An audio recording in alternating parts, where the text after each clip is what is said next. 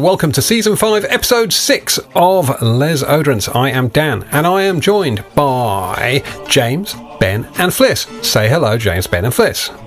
Hello, James, Ben, and Fliss. Hello. The grand return of James. James, we missed you. Did you miss us? Well, wow. Of course. There was far too long a pause there. Can we start again?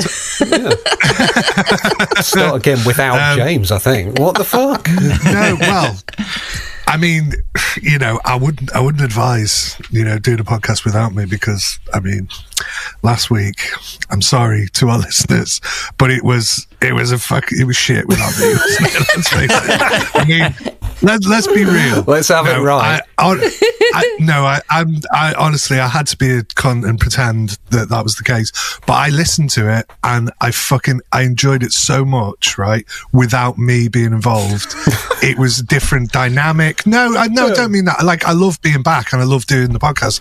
But also, I would listen to this podcast, maybe not religiously and maybe not fucking all the way through 3 stars, every week. Like, yeah. But I would be a fan, right, if I wasn't involved in it. So listening to it, it was like a breath of fresh air. I loved it. Good. And I loved the subject as well, but it would have been a fucking nightmare for me. Oh, choose your favourite album of the 90s. I'd be like, yeah. I know. I even just thinking about that, I'm like, no, I can't, how am I meant to do that? You don't need. But this is the thing, right? And I know it's like a desert island disc thing. And, it will sort of, but I kind of I worry with these things that people will overthink them and that we have to come up with quote unquote the answer, as though there is some objective constant that will always be the number one. People say, what's your number one fragrance? You go, well,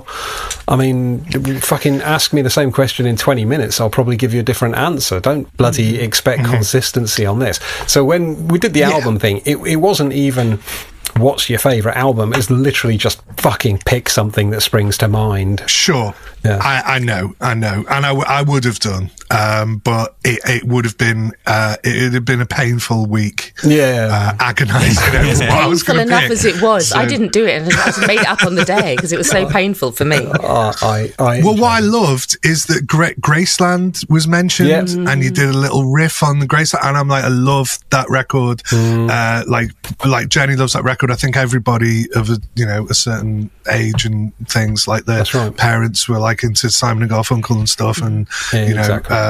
All that kind of thing. So yeah, it was great. It was really good listen. Love that. Yeah, album. I really enjoyed it. But I'm enjoying being back. I was going to get it tattooed on Friday, but I was much too hungover, and I promised to take my eldest daughter for her first tattoo. I don't know whether I shared this story. Did I share this on the last podcast? No, probably not. No, it was on our group. Facebook. Yeah. So my 18-year-old daughter decided that she was going to get a tattoo on her girl's holiday, and I was like, don't get some fucking shitty like holiday tattoo. And she's like, you can't stop me, I'm 18, which actually is annoyingly true. So I told her that if she didn't get some shitty fucking holiday backstreet crap house tattoo for 30 quid, of like a rose petal or something stupid, that I'd take her for her first one. And she's like, right. So she got a fucking and I do mean massive, covering almost her entire right calf. She got a massive shark tattooed. Wow. Yeah, like seriously, like straight out of the traps, first tat, absolute fucking gangster looking thing.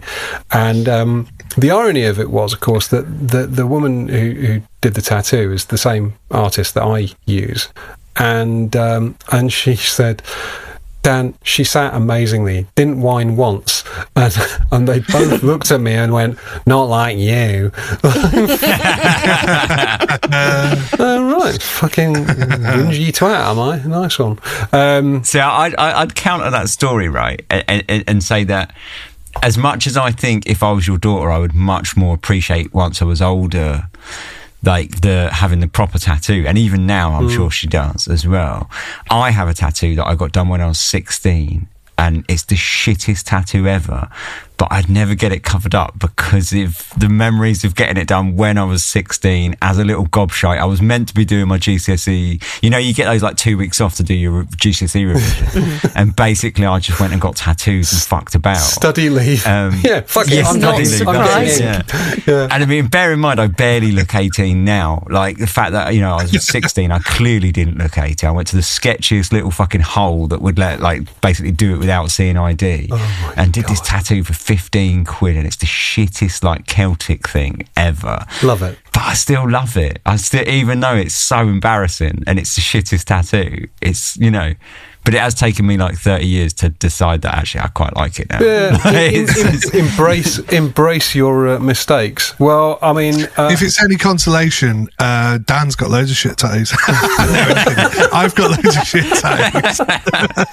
I've got tattoos, but they're not shit. I don't think I've seen your peacock. I mean, I don't mind. Fliss. I don't care. You know? No. I want to see Fliss's peacock, which covers most of her back, I believe. It's just one very large feather, but it's from my bouquet, because I made my own bouquet out of peacock feathers. And I took the longest feather, and they placed it on my back, and it's lovely. Wow, it's lovely. It's lovely. Yeah. Wonderful. Great. Okay, right. So enough fucking tattoos. This is not a tattoo podcast, contrary to what people tuning in at this stage may have been led to believe. James, I'm going to suggest you go first this week, given that you were away. You've probably got a lot to fucking fill us up with, haven't you? I really haven't. I only started doing because I was like, oh shit, like not only did I fucking cry off last week or whatever, but I haven't even written down like a full 14, so I was like, fuck, I better start doing it. And I think I did it from last week, so I've got about 10. I think it's a full 10. A full 10. Go on, hang on.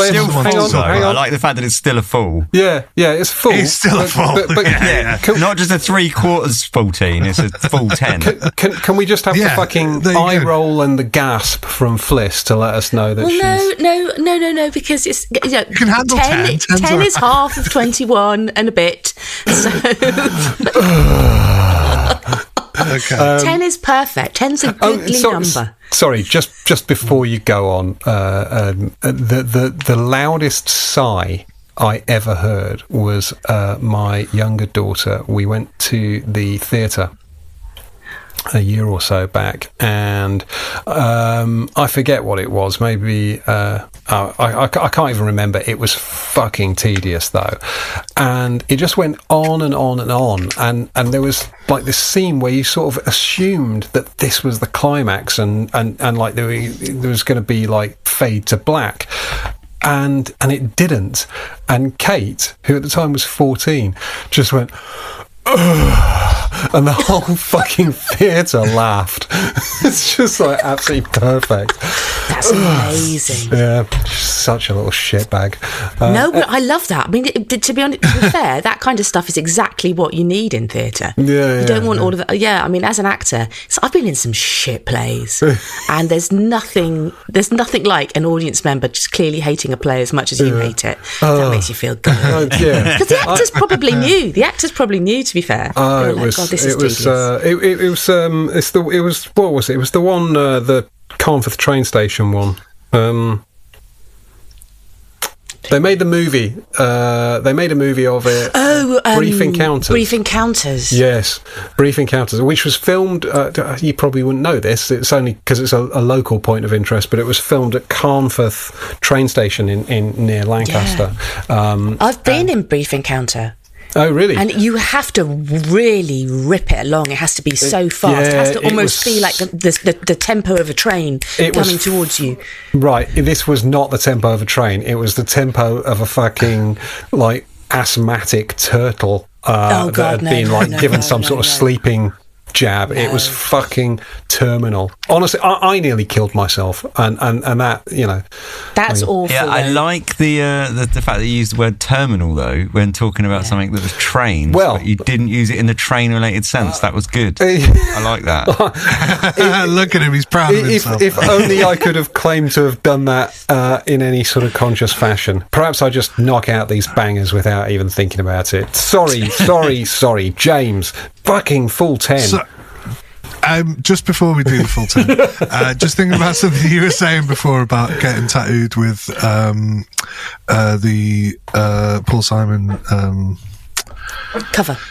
Lyrics? Was it? No. I nearly considered the lyric, "Who am I to blow against the wind?" Yeah. Well, we nearly called Elliot Sonny because of that little son, the obvious child. Call him Sonny. Yeah, that one. But I kind of was like, that was more like Jenny's kind of thing. I was thinking Sonny from A Bronx Tale. Do you know that movie? Oh yeah. He's like the gangster daddy, isn't he? Yeah. Now you can't leave. That guy. So yeah, I was kind of like, anyway. Right. So, well, we settled on Elliot because it's from E.T. Nice. Another sort of kind of thing. Yeah, shark. Wow. Yeah. So given that this is not a visual medium, I have just shared the photo of Anna's tattoo on WhatsApp with the team, and yeah, it's no small tattoo. She quite went big. She did not. Quite a chunk for the first one, isn't it? It's a chunk. It's a big one. Anywho, get in, lass. Cool. Okay, right. Sorry, guys. Okay, so full 10. Go. Full 10. Full 10. So the first one, and they're all boring as fuck, so we'll probably get through them really quick. Well, no, they're not all boring. We can waffle about something. Silver Mountain Water. Ooh. I don't like it. No, I don't like it. I've tried so many times, but there's some sort of like inky kind of quality to it that I don't like. And weirdly, just completely at random, I got a bottle of the perfumed oil of Silver Mountain Water. I had a friend who runs a store, and they had a friends and family sort of promo, so I got it kind of cheap. And it was quite nice to just like put on your arms and like feel kind of a little bit oily. Made me kind of want to wrestle. I like how cool and metallic it is. Yeah, made me want to wrestle men. So, you know, maybe not ideal. I actually like that. It's one of only 2 creeds that I own.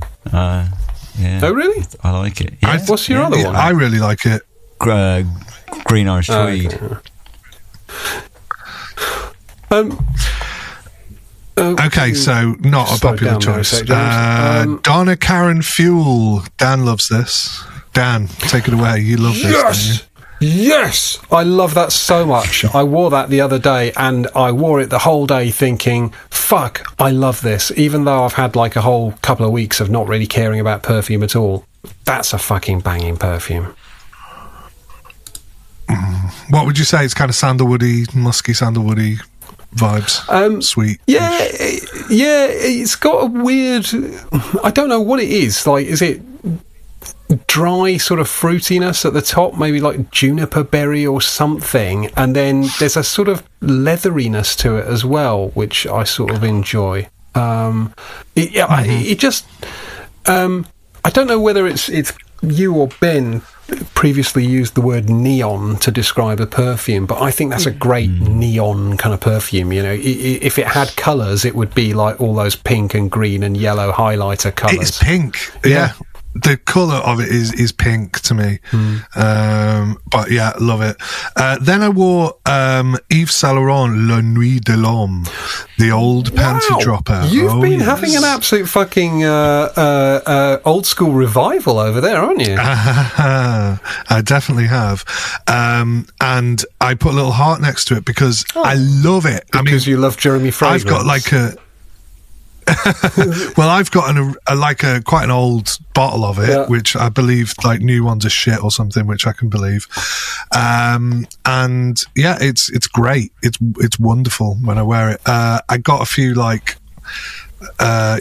family were like, yeah, I'm not into that.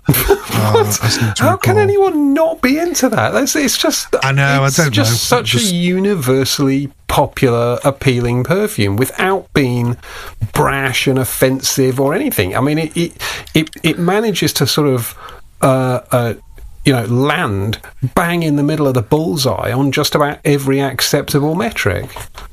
I agree. Yeah, I think it's really good as well, and especially sort of even for the time, even for now. I think it's because it's got this kind of like cardamom-y, but it's bright, sort of citrusy, and it's kind of weirdly sort of soapy, but it's also got that like nighttime sexiness. I like it. I think it's good. Then I wore Le Galion Chypre, which is a classic remake of supposed to be an old perfume from Le Galion. I've never tried the original, but I was expecting Chypre kind of vibes, and it's weird because it's one of those perfumes where I sprayed it on the first time and I was like, yeah, I'm enjoying the kind of classical elements of this, like maybe some like ylang and sort of powderiness and whatever, but there was a lot of like transparent kind of modern shit in it as well that I was like, this is a bit grating on me after a while, but I like the little nod to the old stuff, right? And it was weird because I was really concentrating on the old floral stuff, right? And I was completely missing the whole big picture of it, that it's actually just really quite a rose and pink pepper, like a modern rose Chypre. Like they always call them like rose Chypres. It's just basically pink pepper and like a rose accord. And that does dominate the whole perfume. And it was weird because the first time I wore it, I didn't even really clock that straight away. And then now that's all I can smell pretty much. I can smell a little bit of that old school classic-y stuff. So it's kind of a bit of a mismatched, like they've kind of, I'm sure the original Chypre does not smell like that. It may have been rose dominant, maybe, but it definitely didn't smell like that, because that is like transparent, almost like kind of fresh rose, but it gets on your tits after a while. So I mean, it does. Yeah. Nice. Okay. Yeah. Okay. So I've been digging that brand Le Galion because they do some good stuff. Then I wore Aramis New West, the men's one, which is fantastic. Kind of slightly fresh take on a men's I don't think leathery. I've ever tried it. I mean, Aramis you need to get it. Yeah, dude. Aramis have had some sort of pretty good stuff. I mean, Tuscany. Yeah, and then there's those Estee Lauder, like she did, like there's one named after her husband, JHL or something like that. Oh, is that what that is? That's because I've seen JHL, but I had the Tuscany Uomo. Is it Forte? So it's like a sort of slightly stronger one. It smelled a lot like the original Azzaro. Actually, I might dig out the Azzaro now. I think you'd prefer the New West, Dan, because it's a bit more up your street, I think, in terms of, it's got a slightly seasidey, fresh vibes to it, but it's fucking brilliant. Didn't they also do like a range which at the time was not too expensive? There was a rose oud and a saffron oud, and this is way before the oud. There was was it Signature or something, or Calligraphy? Signature line. Calligraphy. This is like Calligraphy, that's it. And this was way before the oud sort of trend in Western perfume. And I remember them coming out and them being so completely different. And they sort of faded away. But I think if you could probably find them now, it would be really interesting to smell them. I bet. Yeah. But they were a thing amongst collectors for a while, because getting hold of oud perfumes in Western outlets was quite hard. Yeah. And, yeah. Cool. So then West, Sorry. Yeah, then I wore Calvin Klein Obsession for Women, which, I mean, what do we all think about that? I mean, normally the ladies wear it when they're on the pool. Maybe I was. Yeah. Happily married, but you can still pull your wife, can't you? Yeah, absolutely. Yeah. You see your wow, chicka sort of. Or she can pull me. Either way. Just whatever works. But I think. I quite like the women's one. I mean, I prefer the men's one, if I'm honest, for me. But I have worn the women's one before, and it's absolutely fine. There's a strange, synergy that's strangely similar. I get, and I don't know if it's even in there, but almost like a figginess, but it's not atypical. And again, there's loads of other classical stuff in there, and I like how bold it is, and I really love wearing it, and I think it's great. Nice. Anyway, then I wore Tom Ford fucking Fabulous, and this is a fucking divisive choice, isn't it? What do we all think? Dan, love or hate? No, I'm going to let Ben go first, because Ben looks like he's got an opinion. No, funnily enough, I was about to say I'm very middle of the road about it. I don't mind it at all. I know a lot of people don't like it, but I quite like it. But I don't own it, and I didn't seek to buy it. I had I think a 5ml when it just after it came out, and or just after everyone was raving about it might have been actually after they blanked the label, didn't they, to make it just fabulous, redacted fabulous or whatever. I think it was about that period I bought a 5ml of it, and I was like, yeah, okay, it's a perfume. It doesn't excite me, but very middle of the road about it. Weirdly enough, I think the marketing of putting the word "fuck" on anything just feels like a little bit below Tom Ford, if I'm honest. They did it for a while because they had the rose prick. I was about to say the rose prick as well. They went through a phase of just rose prick, being sort of like Aaron's Terence Hughes light. Yeah, it's ATH fucking exactly light. Yeah, it is a bit. Yeah. That was kind of the reason why I bought it, because it said "fuck." It said "fuck" on it. Yay! Well, I'd anticipated. I think it's fucking boring. And then I don't. I can see why you think that, and I can see why people think it's boring. But I think, for me, and it might have been because I had people round and there was loads of people hugging me, and they often always go, "Oh, you smell nice." I'm like, "Of course I fucking do." It's very easy to like them. Do you know what I mean? Yeah, but and then there's loads of people going, "What do you smell of? That smells fucking amazing." And I'm like, "Oh, it's fucking fabulous." So yes, it was popular from that point of view, but yes, it is quite. It's quite a mundane thing, but what I like about it, it reminds me of when you crisp up sage leaves in butter, and I say the same fucking things all the time. I sound like a fucking broken record, but that's what it reminds me of. It's kind of because it's got the little clary sage thing to it, which I think if it didn't have that and it was just kind of coumarin-y, sort of heliotrope-y, kind of marzipan fucking, it's not even marzipan, it's not even that sweet, it's just nothing. That little clary sage thing absolutely, for me, makes it kind of slightly masculine and makes the whole composition for me. And I've said this before, the subtlety of it is what is brilliant. It could have gone completely wrong, but I actually think it's really, really good for that. Because it's not a lost cherry or fucking any of that other bullshit that he did. It actually has some substance, I believe, the perfume. And I kind of stick to that. But I also think I totally understand why you go, yeah, it's a bit bland. It's not like punching you in the face with wow, aren't I innovating in, olfactory kind of, design. But it's doing something dead subtle that's just really nice.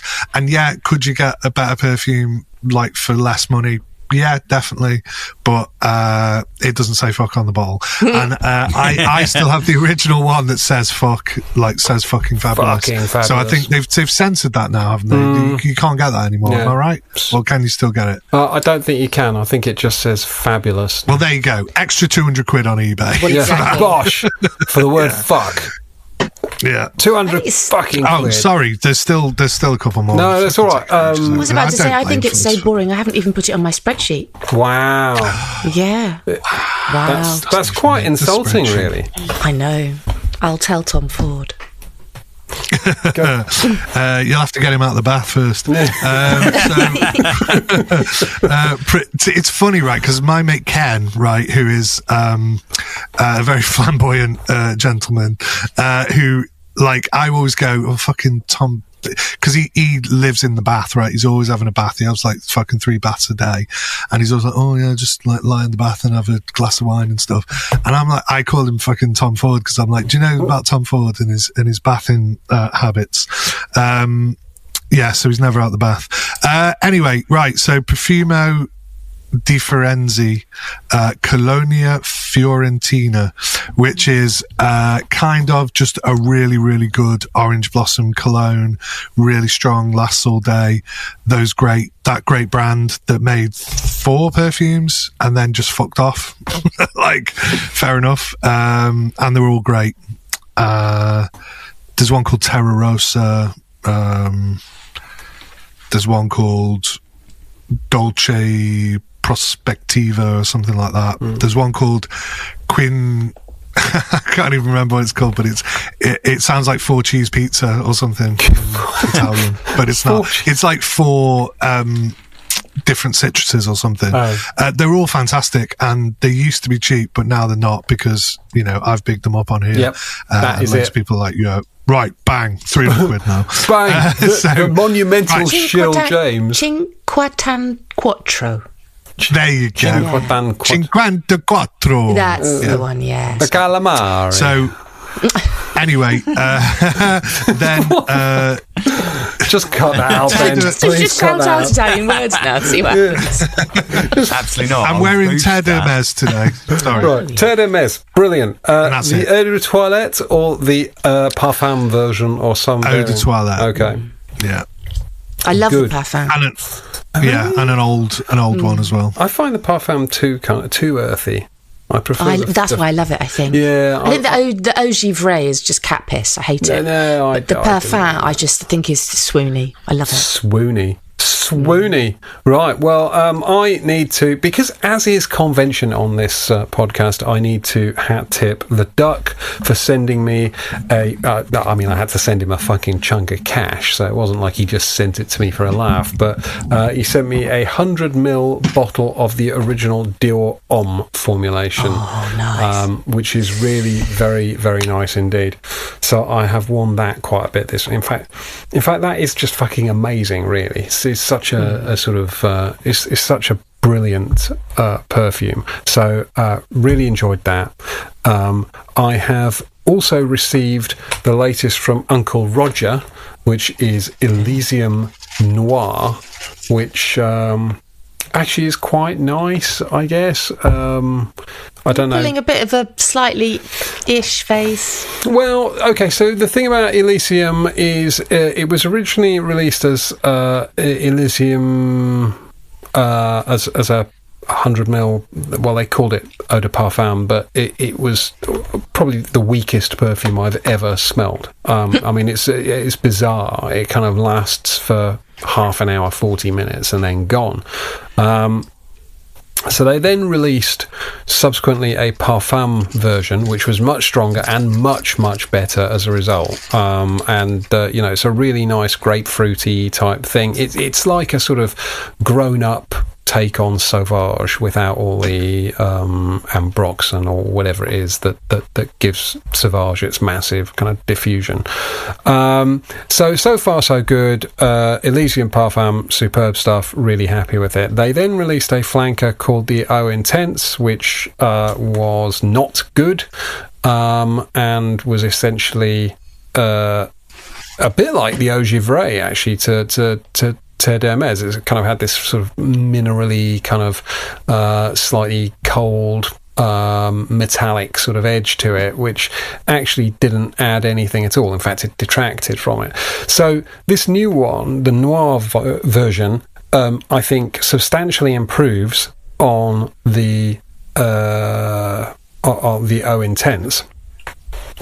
It's got more heft to it. It's darker. It's sort of fruitier, and it feels like a more robust kind of perfume overall. But it's still not as good as the Parfum Pour Homme, which is essentially the folly of this line. They've already created the archetype, and the flankers are just not going to fucking beat it. If they were to release a flanker that improved on that original DNA, I would be very happy and I would be all up for it. This does not do that. Whilst it is on its own a very enjoyable perfume, it's just simply not as good as the other one in the line. So that's why I pulled a slightly odd face. But I mentioned a bit of a Creed sale thing. So I got a couple of these Creed aqua bottles. I don't know if you know these. There's like a sort of slightly cheaper kind of aqua cologne type line. One's called Green Neroli and one's called Citrus Bigarade, and they're both very, very lovely, very weak, very sort of gentle, sort of ideal for when you just fancy a sort of a fresh cologne for a few hours, I guess. Very versatile, inoffensive, and quite pleasant. And then just quite today, pleasant. That's damning. Quite pleasant. Yeah, but I mean, I don't know what you expect really from a sort of Creed cologne. I mean, you know, if you wanted nuclear fucking ouds and stuff, you'd be looking in entirely the wrong place. So you know, I think quite pleasant is probably what they were going for, actually. I think James I loved Quite Pleasant, didn't he? Yes, big fan. I mean, that was when Creed obviously started. I suspect Creed had already been instantiated for 1,000 years at this point. So I tried also today, and these are really very good. I got sent some samples and asked to attend a webinar for a brand called Santa Eulalia. And they have got 3 new ones which are coming out called, and they're all Forte. So I think, no, I've thrown them all over the floor. Brilliant. So they are, I believe, like elixir or whatever you call them these days. You know, toughened up versions of 3 of their best sellers, which are called Crocus, Obscuro, and 175. And 175 and Obscuro are both really, really good. I don't even really know how to describe them. The 175 is a little bit rosy oudy, but like much more interesting than that. And the Obscuro sort of is a kind of, I guess, a juniper, aromatic, woody sort of thing, but both really, really long lasting, and both smell like they were created by someone passionate about creating a fragrance that was great and smelt, you know, recognizable as a perfume, but that didn't just fucking clone some other shit. Really, really enjoyed those 2. So looking forward to them coming out. I've never heard of them. They apparently they sell in Liberties. I think they're Spanish. Is that right? Yes. It's like a family brand. I couldn't actually attend the webinar, but I was listening to it today. It's a small family-owned brand. I've never tried anything by them before, actually, but these new Forte ones are really very, very good indeed. So yeah, I think that was mostly it. I'll just have a quick look on Instagram, see if there's anything exciting that I posted. Balda Free. Oh, I should have fucking mentioned the Atar Atmas. So there's a new brand called Atar Atma, and this is set up by Claire Sokol-Thompson, who was she was the brand. She set up the brand Thamine, and she was then creative director at Electimus. And my involvement with this has been slightly weird, but basically it's a new sort of business venture for me, is that we are doing their logistics for them. So all of their shipping, worldwide shipping, storage and shipping, essentially. So I've been sort of on the inside of this brand, as it were, for several months now, not having anything to do with the development of the perfumes or the bottles or anything. But I put a picture on my Instagram of their 3 of the new bottles, and they're really fucking decent. So I will ask them if we can have some sample sets and such. Yeah. And I look forward to the freebies. yeah, freebies everywhere. Yeah, I mean, they're not particularly minded to give me freebies, if I'm honest, because they're paying me to fucking post, to look after their stock and post it out and such. But they're pretty good. They're all based on the whole brand is based on I'm going to mangle the word, but is it Ayurvedic stuff, Ayurvedic? Yeah, is it Ayurvedic medicine, like Indian sort of well-being stuff? And some of them are absolutely cracking. There's one which just fucking turned my stomach, which is Champaca Absolute sort of jar. Oh, Ben will love that. Yeah, I'd love that. Yeah. I think you'd all love that. But for me, it was a hard, like grassy hay smelling type thing. Yeah, it was quite yellow, I thought, and very sort of sickly. You'd love it. And then lots of patchouli, as you'd sort of expect. There's a Tonka one. I mean, good. Who are the perfumers? So a whole bunch of different perfumers, and I can't remember, but I do know that Ollie Marlowe, Ollie is a perfumer who works at Javoy for a long time, and he released he did one called 21 Conduit Street. And he's a very cool guy, and he's been involved. I don't believe he's a perfumer, but I think he's got something to do with like curating the overall collection kind of thing. So just looking at their Oris Nirvana is done by Paul Guerlain. Yes. I've got a bottle. They're not of that. pissing about, are they? No, they are not. They are. I do have a bottle of that up there, and I suspect you will like that very much. So. The last Paul Guerlain that I remember trying was that Luster from Amouage, and it was fucking fantastic. I love the Luster so much. That's my favourite. So much. That I am right about that, aren't I, Dan? I seem to recall it was Paul Guerlain. I'm going to say yes. I can't be 100% sure about that. It was somebody else though. He's doing it with someone, and I was like, "Yeah, Julien Resquinet." Julien, okay, Julien and his big woody ambers. Wow, Julien Resquinet and Paul Guerlain. That's a nice little mix, isn't it? I mean, I can't. That's never going to be in exactly a bargain bin. But when it's reduced in price, I may be interested in that one. Yeah. Not going to be. I'd in the go bargain halves bin, on a bottle, to be fair with you, and you can keep would the you? bottle. Yeah, I really would. Right. Only not full keep that price. on the back burner. Yeah, but let's keep our eyes out. Okay, well, I'm sick of talking about my perfume experiences. Fliss, you're next. It could have been Ben, but it's Fliss. It's me. I had a big tuberose week, so gross. I know. That's one of those Apparently, big we are sighs. to do a tuberose episode. There is demand. There is demand. But yeah, so I had a bit of a tuberose week.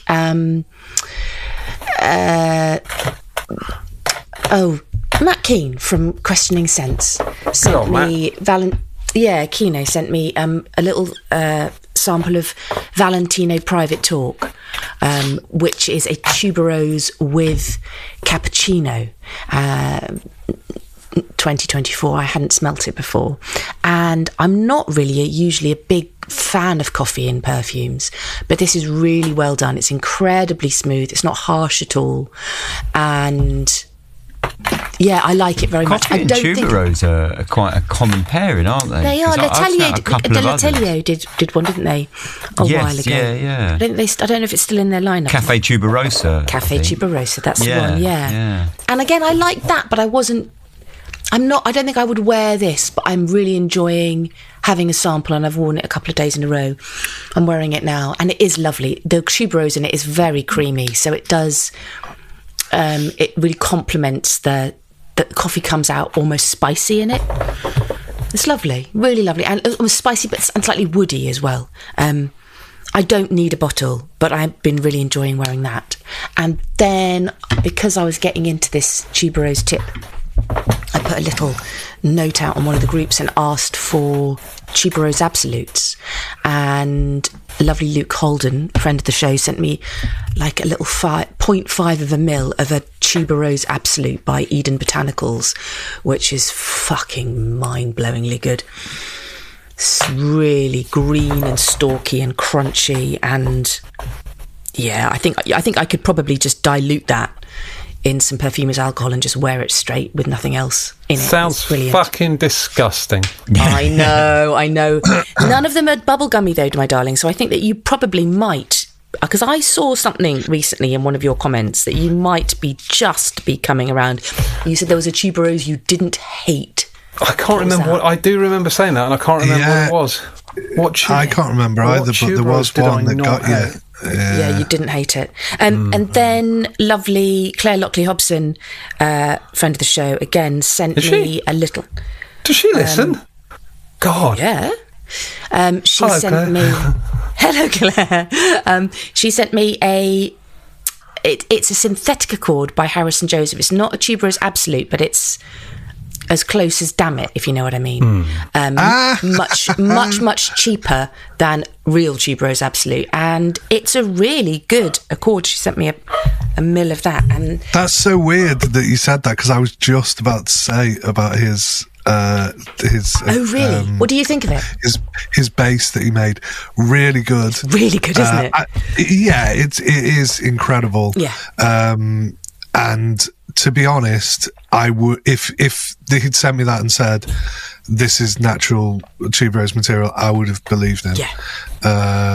It's proper, like, complex and fantastic. Really the only other nice. It's green, and it has that green crunchy stalkiness of the pure absolute, the actual absolute, but it has a lot more air to it, and it has that camphorous note at the top that a lot of tuberose can have. So it has that kind of almost mentholated start, which actually happens in Dental Eau Cur as well. That mentholated start, then this green fleshy feel before it goes creamy. It's really wonderful stuff. I was like you say, when she said it's a synthetic accord, but you should try it, I was like, well, let's see.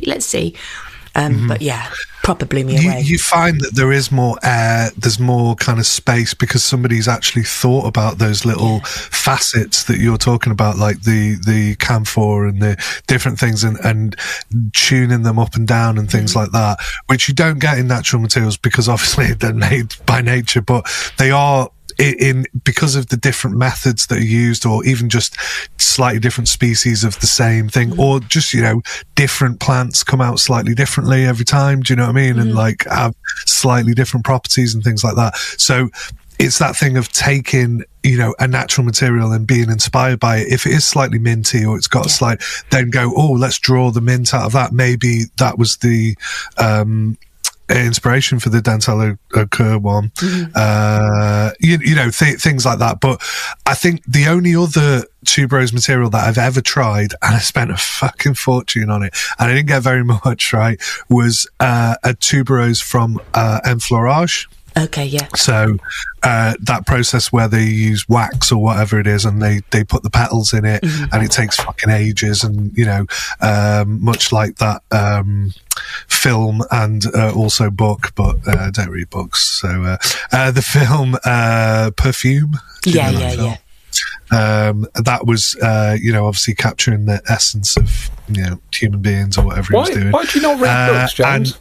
Just out of interest, is it? It's not. I'm not like a fucking Philistine who doesn't read books. I just I read non-fiction books when I do read. Yeah. But I do so much fucking reading, just generally about science and fucking technology, just things that I'm interested in.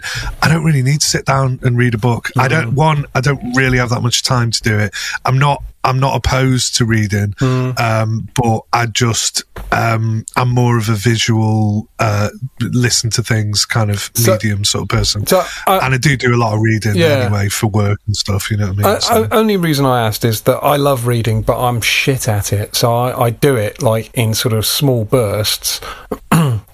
like when I go on holiday and stuff, and then I go, God, I love reading. Why do I not read more when I get home? And the minute I get home, I'm just sat in front of the TV going, can't be asked to pick up a book. You have to do it and get into it. I understand that. Like, for the first while, I'd be like reading the same fucking sentence again and going back and shit like that. What did that say? Like, am I stupid? Like, why is this not going in my head? But then, like, I do get it. Like, let's say you go on holiday and you like sunbathing and you read a book. Yeah, you get into it. But I do like I say, I do have books. I'm not fucking, but I just, if someone goes, I know this like story. If someone recommended like a fiction book to me and was like, you'd love this, I probably would read it, but I don't seek them out, and I don't, that's just to clarify that. Yeah. But no, the Enfleurage Tuberose, it was absolutely fantastic, but it's so pathetically weak, right? That it's almost unusable as a material in a perfume. I'm so sad because it smells glorious. Like, it smells fucking amazing, but it's so subtle and just so and not really like what you expect of tuberose. It's not like essential oil, or it's a totally different vibe. It's more like you get more of the kind of headspace. You feel like that airy sort of feeling of it, but it's just useless to use in perfume. It's such a shame because it was fucking well expensive. I'm constantly amazed by tuberose, just the sheer breadth of it as I'm going to say note, which is really the wrong word, isn't it? But that's the word we all use. Material? But yeah. I know that bubblegummy stuff is the stuff you hate, Dan, but there's some really lovely, crunchy, green, fleshy, woody. I mean, that Dental Au Coeur is so mushroomy and creamy. I don't want my perfumes to smell of mushrooms. Oh, I love the earthiness. I love the earthiness of it. I just love I love that slightly dank stuff, and I know you hate it, so dank. This is where we agree to disagree, my darling. I mean, pretty sure that's okay. That's how perfume works, blah, blah, blah. We're allowed to. Good. Okay. Yeah. So, other than tuberose and all things tuberose? I think that's pretty much about it. The only other thing was... again, Matt Keane, I bought a bottle of L'Enfant Terrible by Jovoy Paris from him. And I bought it because it is so close to Féminité du Bois. And I love Féminité du Bois. But his bottle was... obviously, it was a partial, and it was a really good price. And it just meant that I now have 50 ml that I can spray with great abandon without having to worry about the cost of wearing my vintage Féminité. So that was just a nice little thing, and I bought it because I was reminded of Féminité and reminded how little Féminité I'd got left after doing the last episode, and so that made me a happy bunny, and I've worn that 3 days in a row, and I smell all cedary and plummy. It's slightly brighter than Féminité. It's not as dark. It's much more kind of slightly more masculine, ever so slightly, but it's still so close as to be near as damn it, to be fair. Cool. Okay. Well, that sounds nice. Ben, over to you. Ben, what have you been doing 2 sprays of on your right wrist this week? Yeah, quite quiet actually, but a couple of things that I guess stood out. One really stood out actually, but the first one I spoke about it before, so I won't go on about it. But Liaison Dangerous by Kilian. I love it. I hadn't worn it for ages, and I just thought, fancy something a bit fruity. No, I don't. So it's really... I've spoken about it before, but it was quite a while ago, but it's a really overripe peach. Everyone took the piss out of me, I think, when I talked about it, because I kept saying overripe peach. But it really is like a heavily overripe peach. How many times are you going to say overripe peach, Ben? At least 10. But with this sort of... It's a really unusual... I've never smelled anything like it, to be completely frank, and it's quite unusual in that when you spray it, it's quite feminine leaning, I would say, but as it dries down, it gets more and more like sort of masculine leaning, because it sort of dries down as this sort of vetiver-y, sort of boozy thing. Because Kilian have that kind of... Most of their perfumes, I don't know if all of them, but most ones that I smell have like a boozy element, which I think is going with the Hennessy thing, isn't it? Yeah. But instead of doing that with like a legit kind of like rum element or something like that, or some boozy strict boozy element. It's because of that kind of fermented fruit kind of thing that it brings this kind of boozy element to it, this rich kind of booziness. It's great, man. I really like it, and it's a really unusual perfume, but not in a ugly way. Like, I know a lot of my perfumes are unusual and ugly. Like, this is unusual, but it's still nice, if you know what I mean. It's still, I would say it's actually quite like pleasant. I'd probably not go as far as saying like super crowd pleaser, but I don't think anyone would sniff it and be like, ugh, you know, like turn their nose up at it. It's a polite, pleasant fragrance. It's just unusual. And it's good. I wore that, which was good. I really enjoyed it. The fruitiness is a bit rich sometimes, and it can get on your tits after a while because it's so heavy. Like the peach side of it is very... It's not at all flighty or like ephemeral. It's like boom, peach, wallop, like heavy. Did you say dangerous liaisons? Yes, yeah. It's called like, I think it's like liaison dangereux. Like it's like French. I remember it now, because when you first started talking about it, I had Dangerous Complicity in my head by Tat Libre d'Orange. I thought it was that one, but. No, it's not. I have smelled both of them. I don't remember what they're like, but I thought it was that one you were talking about. So you've got a bottle of this, have you, the Killian? Yeah. It's the first Killian I ever bought. Is it discontinued now? Yeah. Is it still going? Yeah, no, it was discontinued years ago, I think. Because he does have one called Dangerously in Love. Right. Dangerously in Love? Yeah. Oh, well, if you look at dangerous names on what's it called, Fragrantica, it's quite funny because there was that Dangerous Curves by the Zoo. Do you remember that one that we all liked? Yeah. And then there's one called Dangerous Me by Ray-Ban. Dangerous Curves was the one on the glamour. Laporte was the thing you That's it. That's the one. There is one here by Bruno Banani called Dangerous Man. Yeah, but there's a whole... He's on some kind of register or something. I think there's a whole range of those. There's like Dangerous Man Intense and all that stuff. Is there Dangerous Man Intense? Like, as in like camping? Yeah, it's camping, yeah. Are there any Aaron Terence Hughes ones that start with danger? Like danger, Fanny or something? Oh God, yeah. I think. Anyway, sorry. Actually, interestingly, there's probably a whole episode in just the silliest names for perfumes. Oh, there definitely will be. There is. In fact, we've still got time to jerry that up for part 2. By the way. Yeah. Okay. Good. So no foreshadowing. No foreshadowing. We can't. We can't do any foreshadowing at this stage because we have no idea when we can record the next part. So, but if we come back in part 2 and it's all about the silliest perfume names on Fragrantica, then you heard it here first. Then you heard it here. We made it up on the fly. Okay, Ben. What else apart from your Killian? Yeah, so the second one that I think was notable, I'm wearing it today, but I've been wearing it for a few days, and I haven't worn it for a really, really long time. I may have sent it to you guys before. It was Comme des Garçons, but it's like they did a collaboration with this with Monocle, which is like lifestyle magazine for rich people. They had like an online radio station. And that's why I've never heard of it. Yeah, exactly. But they did 3 perfumes, and they called them like Scent 01, Scent 02, and Scent 03. How did they come up with those names? 03. Just majestical magic, wasn't it? Yeah. So they did actually. There was a bit more to them. There was Scent. I think so. The one that I've got, Scent 03, Sugi, right? And then they had. What's the other? Laurel, I think, was another one. What is Sugi? 02 Laurel. So Sugi is cypress wood, but it's Japanese cypress wood. Right.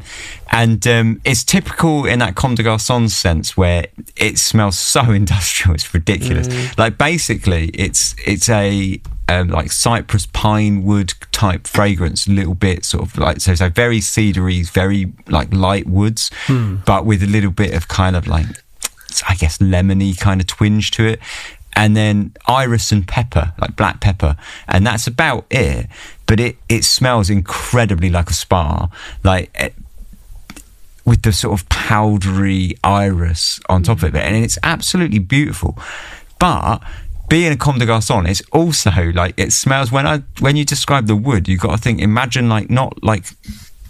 Whenever anyone describes wood to me in a perfume, my mind always goes towards like a forest and like someone chopping down the wood with like a chainsaw. You get all the kind of like wood chip-ins and stuff.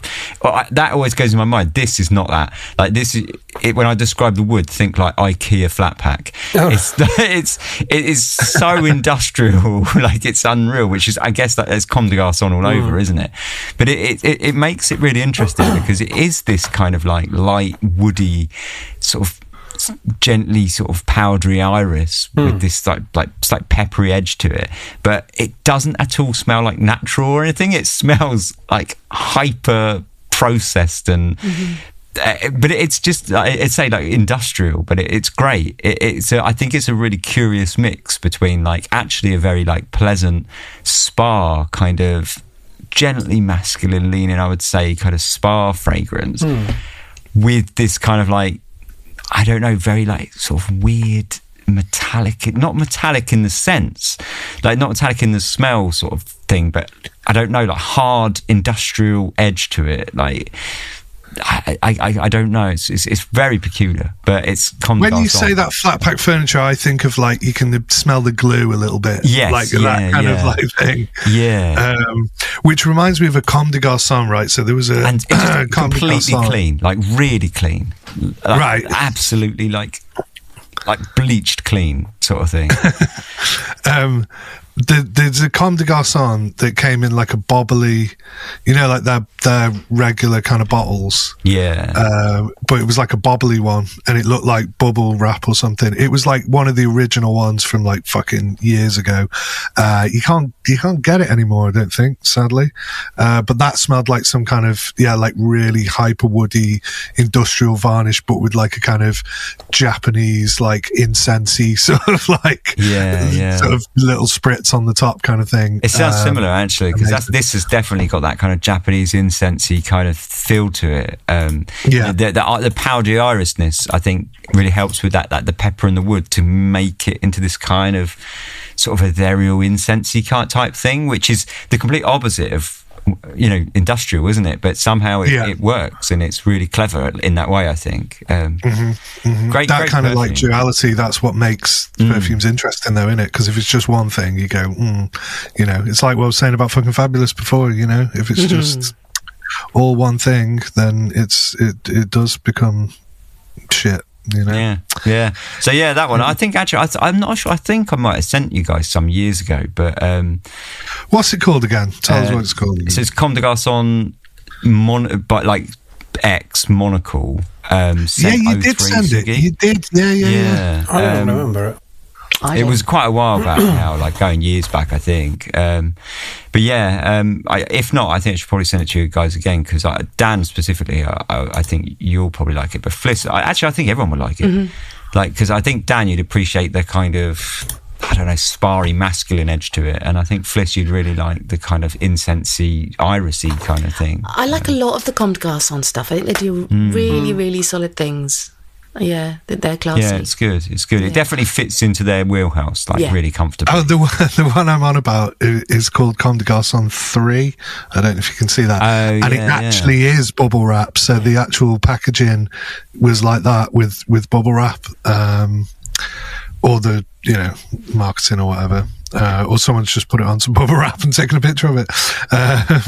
But yeah, and it was by Mark Buxton, who is pretty out there with his actually saying perfume is the perfumer for this one is Maison Dieu, the guy who does your Paradox. Another Maison Dieu. It's not my bloody Paradox. I don't know how it this is your happened. Paradox. It's your Paradox now, my darling. No, well, I just have to own that shit, I guess, but I'm not quite sure how that happened.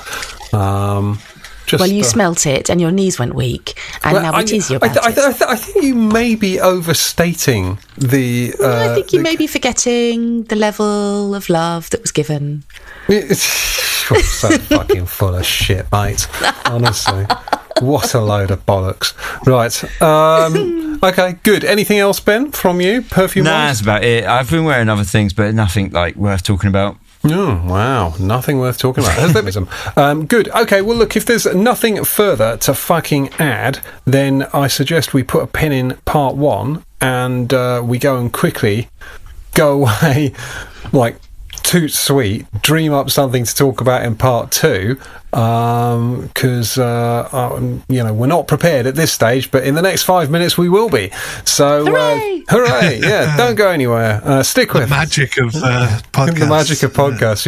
Yeah. We'll be back in just a couple of minutes with the second part of Les Oderants. Until then, stick with us. Bye.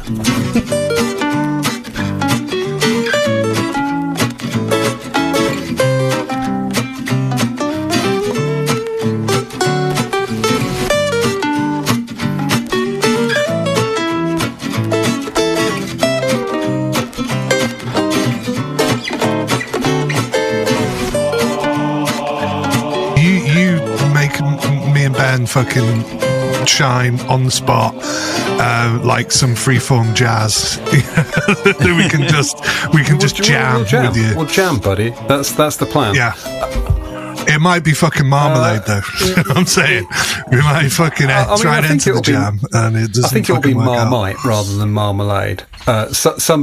Somebody somewhere will enjoy our particular brand of bullshit. Have we started already? This is the start already. Fuck it, why not? Are you recording, Ben? Because fuck it.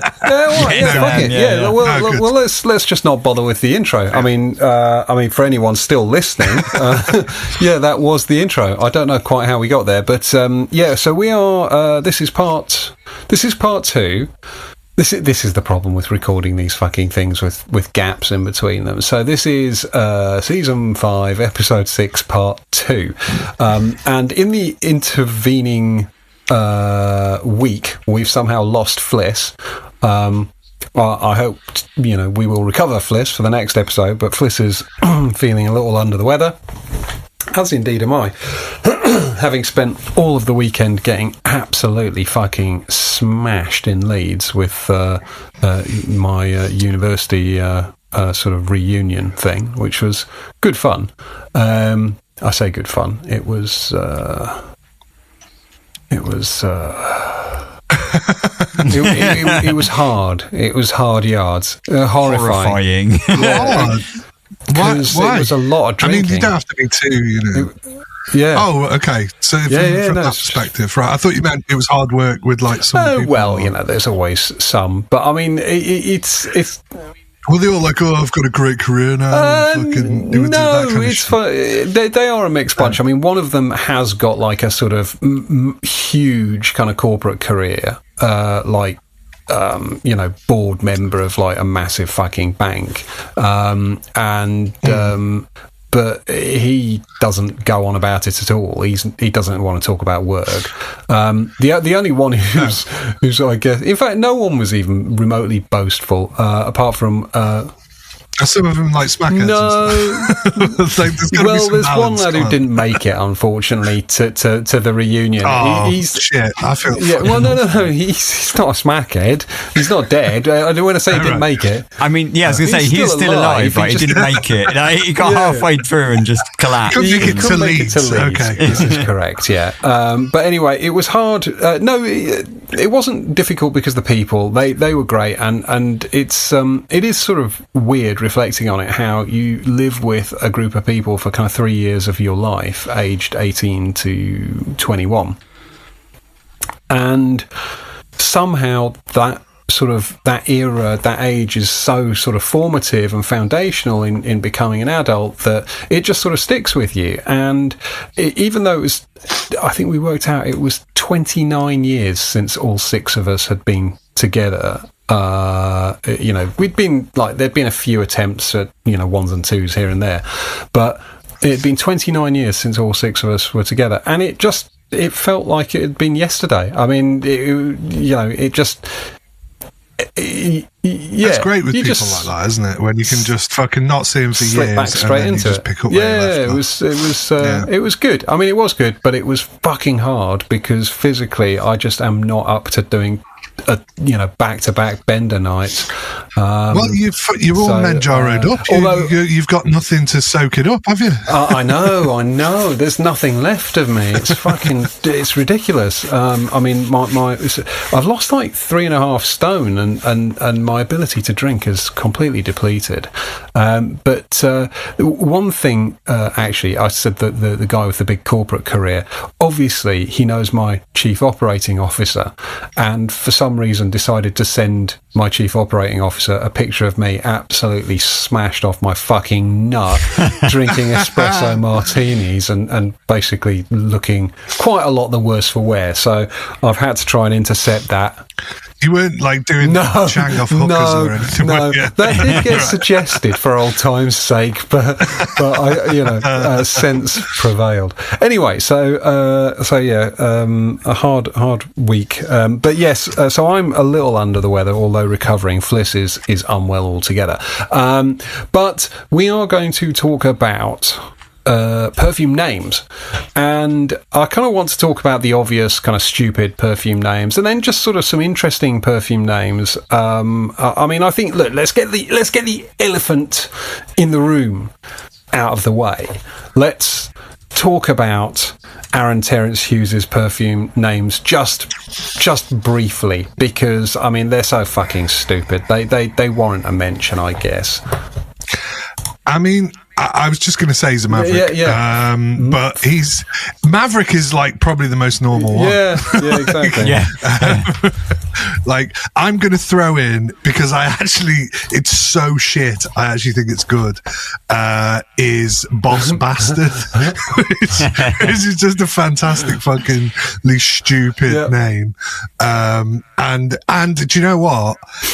It's not a bad perfume. It's clearly a fougere idea that I'm probably unfairly bashing him here in saying that he just found some fougere formula somewhere and just turned it all up to fucking 11 and did a little tweak of it. But that's what anybody making a fougere basically does. So I don't really, not the turning up to 11, but tweaking it, because it's a classic thing for a reason. But I think I kind of weirdly enjoyed it, and I fucking hate that guy. I can't stand him. And no, I don't mean, okay, I don't know him, so I don't hate, but I hate his persona online, because I think that really is actually kind of him, because you can't, why would you fake that? Yeah. And I don't like his, like, I'm this fucking God-given, like, talent for perfume. It's bollocks for a start, and it's so phoned in, and I know, I mean, anyone with half a fucking brain knows. That's the issue. So I don't want to be too fucking mean on the guy or like personal about him, but when it comes to the actual fragrance side of things, I think a lot of that is just kind of bullshit. And in fairness to him, I think he's sort of learnt on the job, and I think he does know a lot now from just having that persona and being that fucking person who's like, I've always been this fucking, genius. Savant. Yeah. Well, fucking, it's bullshit. It's weird. I mean, so the thing that's always bothered me about him is the level of bullshittery involved. So you kind of watch his reviews, and it's like he will spray something, and then he will then list off a bunch of chemicals that he claims are in it, which, presumably he's read off the fucking box, and it's almost like you can see where it's being cut together, where he's kind of paused to go and check what it is, and he just kind of will tell you how long this will last for and stuff, and it's like, oh please, and then there was all the bullshit about this sold out in 4.3 nanoseconds. Like, why lie? Why not just say it's sold out in an hour? Because that's possibly true. It sold out in 4.3 seconds. It didn't. Nothing. Fucking tickets for Glastonbury don't sell out in 4.3 seconds, you bellend. You know what? It's just the sort of embellishment. And then he did this whole thing where it was like, no, we stopped shipping to America because it costs me £290 to ship something to America. I was like, it fucking does not, mate. It costs you about £27, including dangerous goods charges. Why would you claim something completely nonsensical like that? So he just there's just so much bullshittery with him. But yeah, let's get the stupid perfume names out of the way. I think Boss Bastard, Daddy, I'm just looking at these, Daddy, Filth XXL, good, Fuck Boy, Hard Candy Elixir. I mean, it's got some normal sounding ones like Jasmine Narcotique, which is a perfectly respectable sort of name for a perfume, I'd have thought. Maverick, obviously. Motherfucking Maverick. What else? Oh, Slut. Slut Elixir. Flange. Fanny. No. Flange. I was like, he would have a perfume called that, wouldn't he? Fuck idiot. Flange. Have you seen I don't mean to talk about fucking tennis, but have you seen that guy who stole the hat at the tennis? What yeah. So exactly, and it's so funny how, like, I know, like, Jenny's like algorithms or whatever, and that she'd have all this kind of, like, you know, generally people like she'd fall for the fucking fake news shit. I only know because I saw something on a tennis channel, someone talking about it, but he issued and obviously a full, like, apology. Sorry, I didn't mean to. I mean, clearly he's a bastard for doing that. You can't, any amount of apology is like, no, you are that person who did that. Yeah, I'm sorry I got caught is what he really meant. Fucking cunt. Precisely, right? And then loads of other statements came out that people had, like, generated with fucking AI or just written themselves as like a thing, going, I actually don't fucking care, and, like, fuck kids, and I don't, you know, give a shit about this. I'm paraphrasing, but that kind of stuff. And people were like, yeah, see, that is the kind of thing that he would write, because no one knows, like, what's real and what isn't these days and stuff. And you think that's the kind of thing that bastard would write. Do you know what I mean? And, well, he's a blank slate as well, so you can project whatever you want onto him, because you don't know him. No one knows who he is. He's not even a celebrity that has a persona. It's just a guy in a 2-second so video. mad in it. Who steals shit from kids. Ibiza fucking final boss. That guy who was cheating with his wife. Ibiza, cheating on his wife with some fucking at the Coldplay Ibiza thing. final boss. That is like, I mean, that has to stop. You know, what the fuck? The fuck? That guy is just, I mean, what perfume do you think he wears? I'm pretty sure he wears Cunt by Aaron Terence Hughes. I'm sure there was one called Cunt, but it doesn't appear to be on Fragrantica, so I might submit that as a missing one. So the thing is with Aaron Terence Hughes, right, is I'm not sure I've ever met anyone, and I know obviously there's lots of people that are fine with it and stuff, but that's the most generous I think I've ever heard anyone be of his names and stuff. Like, I've met people that say his perfumes are fine, you know, and like James just said there, like, you know, that the perfume was fine, whatever. You know, I've met people that say his perfumes are great, but even the people that say his perfumes are great are not that into the naming, I don't think. I've never met anyone that's been like, I love the name. So edgy. Like, most people sort of go like, yeah, they're a bit, the perfume's all right though, but the names are like, and so it's such a weird marketing choice, isn't it? I mean, I get what he's done, but it's like it's failed, but he's just pushed on with it anyway. And so really the people that are into his brand are like, they just sort of tolerate it, which is a weird place to be, isn't it? I mean, correct me if I'm wrong, I'm sure there are people that are like, yeah, I love that. But I think it's quite small. I think it's vastly outnumbered by the people that tolerate it. Only sorry, go. I feel I need to push back on because I think I gave Ben the impression that I kind of liked Aaron Terence Hughes' perfume. Let's get it straight. A Boss Bastard was all right. The rest of the ones that I've tried are pretty atrocious, right? And I'm not just saying that. His first ones that he did when he had about 5 out, and they were all called things like Oud fucking whatever, and, you know, Rose this. They had like quite normal names, his very, very first ones that he did. And they were really bad. Like, that's when I last smelt them. I think Oud Chocolate was one that I smelt, and it was absolutely abysmal. And Filth XXL, and Filth is just essentially like a bunch of like synthetic animalics, like just chucked in some perfume oil and gone like, and that's it. I think at the point where the Boss Bastard was around was the one where he was actually doing stuff, because originally he'd go on about, I've got all this knowledge of, you know, synthetic and natural materials, but I have a big, you know, there's a huge amount of naturals in my perfumes, etc. Hence all the oud talk and all that shit that went down.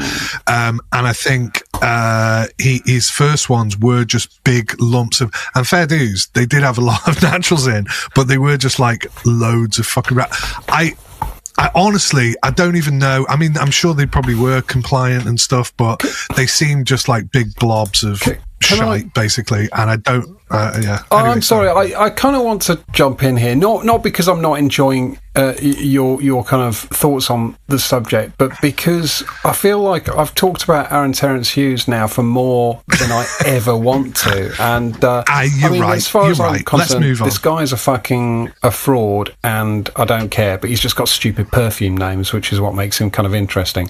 So I think his perfumes are not actually even the worst. I think there is a brand that's done much worse, and they're a much bigger brand as well, but they have done much worse. Is it Bobby Montel?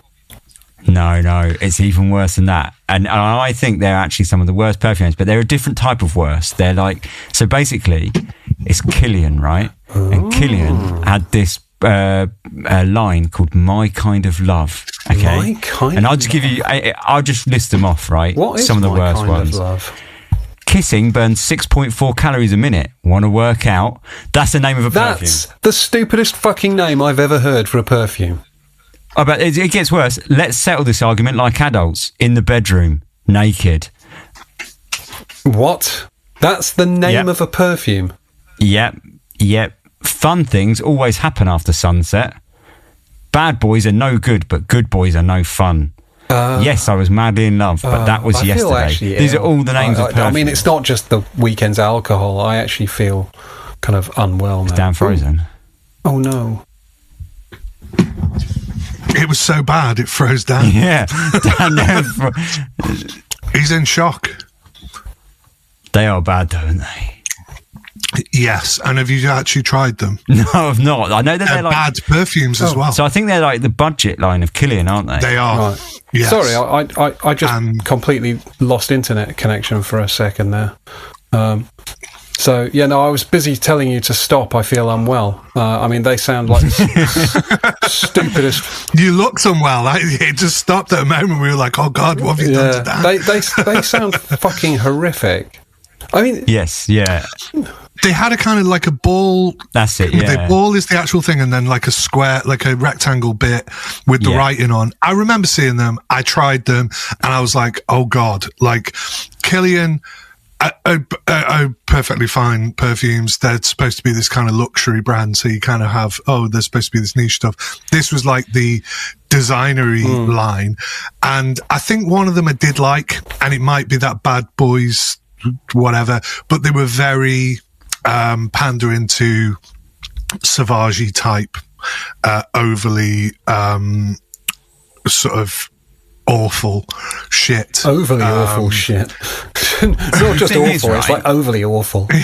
This was like, I think this is like the pinnacle of Kilian's shitness, right? But they're not. They've got form because they have other ones as well, like Love the Way You Taste and Love the Way You Feel, and that's the posher line. It's not the cheap line. Right. That's the posh one. I love the way you taste. What does that smell like? Dick sour. They're just there's so many. They're like Sweet Redemption, Prelude to Love, Noir Aphrodisiac, Love and Tears, Do It for Love. There's it just goes on. Like Kilian, pack it in. Is he got one of those like sort of just spreadsheets that generate random ass kind of names involving I reckon. Love and other sort of Live, laugh, laugh. Oh my he just God! Yes. walks around IKEA just writing down the posters, and then thinks that'll make a good perfume. Yeah, that's ideal, really. Yeah. Okay. Yeah, So, love the way you taste. Bang on. I mean, have that. Killian. A lot of the Killian ones are not too badly named, though. I mean, have you ever tried Dark Lord, which actually is quite... Is that the chocolate one? No, Dark Lord is like a really it's like a smoky burnt vetiver. Yes, and it is quite dark, and it is quite lordy. I mean, it is exactly the sort of thing you'd expect some sort of evil Dark Lord. I mean, it might as well be called fucking Edgelord. It's like also, as someone who read a lot of Harry Potter, it feels a bit Harry Potter. Yeah, do you know it's a bit on the nose, isn't it? Do you know what I mean? Well, I thought it was a good perfume, so I forgave the name. But okay. So Killian have some weird names. I mean, I cast around for some suggestions on Facebook, and I got the obvious things like Goop. This smells like my vagina, which is Cumming by Cummings. Alan Cumming. Yeah. Which, are kind of like, oh wow, that's such a fucking clever name. How? I mean, be careful you don't cut yourself on that fucking edginess, you fucking edgy bastards. But I don't know. So there's stupid names, right? There's clearly fucking loads of stupid names, and I think there's kind of I think there's stuff which just kind of baffles me. Like I mean, was it there's bang, and then there's bang bang and bang bang fucking extreme or something? Ridiculous. They're cool names. Do you think they're cool? Well, it's bang. Like bang, bang. I took it like kind of bang. Yeah, like spicy, because it's pepper, isn't it? And you get that kind of bang bang, like chicken or whatever it is. I don't know. But I thought bang was quite a good name. Bang bang is actually a really soft, musky nothing of a perfume, whereas bang the original, although not very powerful, is a really interesting perfume, and it looks like a kind of like someone's like crumpled up a ciggy box, doesn't it? Like the actual design of the bottle. It does. 20 Bensons, and also, and I'll just say that I was thinking about Toy Boy this week, because that is a pretty appalling name, actually, while we're on names. It is. It's a bit of a silly name, isn't it? But it's a great perfume. Oh, well, it's a great perfume, but it's also on brand for Moschino as well. Like, what's that stupid one they've got in that looks like a window cleaner, Windowline bottle? Yeah. That is sort of their brand, and it's just a silliness. What was the one you mentioned in the first half, which we recorded a week ago, so I can't remember now? Oh, God. It was something absolutely ridiculous. Like, Dangerous Man, was it? Yeah. Oh, yeah, Dangerous Man. Yeah, Bruno Banani. So Bruno Banani have... Yeah, it's Bruno Banani. So they've got Dangerous Man and Dangerous Woman, Daring Woman. They've got one called The Scent from Hell, Loyal Man, Magic Man, Magnetic Man. What the fuck? No Limits Man. No Limits Man. No Limits Man. They've got Pride editions of those.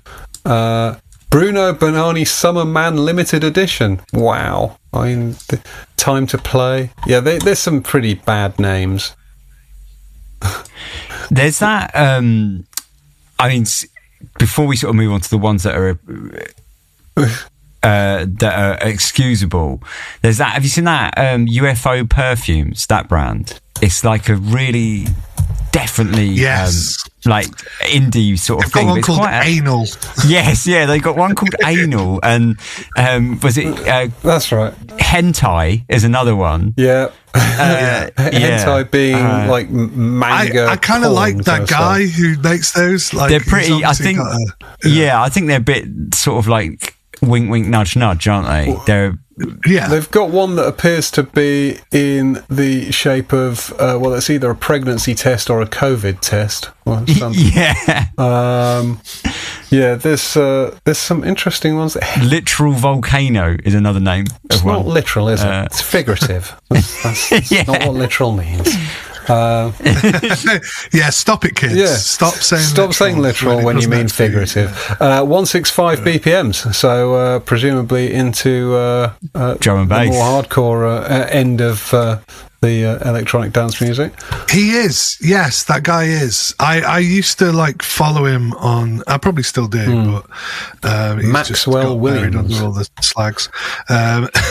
So that's him, Maxwell. Yeah. Anal. I mean, it's quite a bold name for a perfume, isn't it? Although, just looking at Anal, it has